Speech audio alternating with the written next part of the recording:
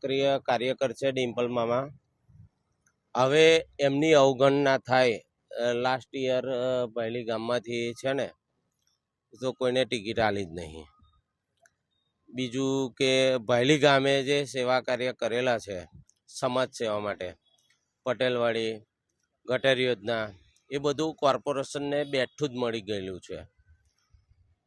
હવે હું એવું કહેવા માગું છું કે અમારા ગામમાંથી એક અવિરત નેતા પેદા થાય તો ડિમ્પલ મામા.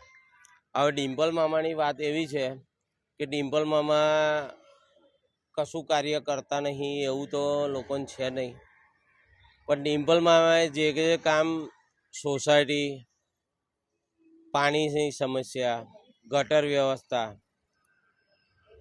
તથા રોડ વ્યવસ્થા જે કરી છે, અને ત્યાં કચરાની વ્યવસ્થાનું જે ઉપલબ્ધ ખોટી જગ્યાએ નાખતા હતા ત્યાં કર્યો છે.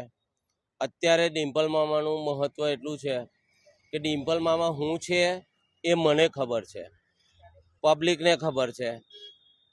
હવે પ્રશાસનને એવું તો ખબર નહીં કે આ તે સેન્સ લેવા આવ્યા છે, એમને તો બાહ્ય માણસો છે. મને એટલો અંદાજ છે કે ડિમ્પલ મામા, શૈલેષભાઈ, ભાર્ગવભાઈ, બીજું અમારી